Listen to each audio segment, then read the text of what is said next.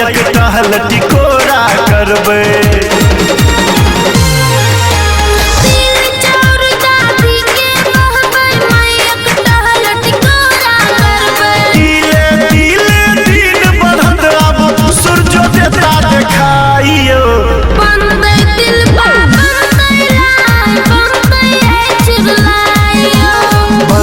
दिलवा बनते बनते आई चुरला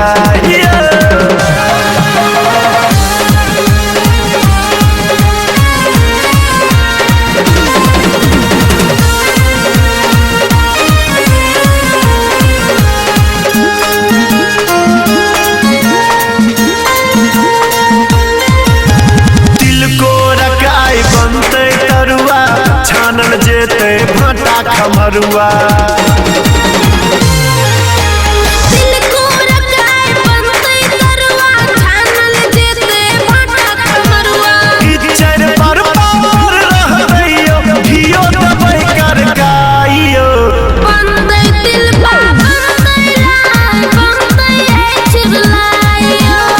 बनते दिलवा बनते बनते आई चुरला।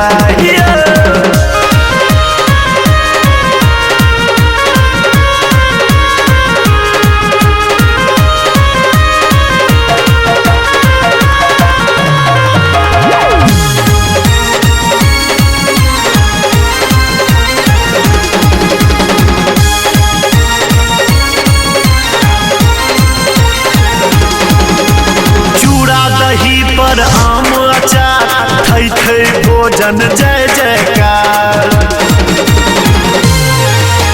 चूड़ा दही पर आम अचार थई थई भोजन जय जयकार। माधव संगे प्रसन्न तो तिरपित गुड्डी बन उड़ियाइयो। बनते दिलवा बनते चुरलाइयो।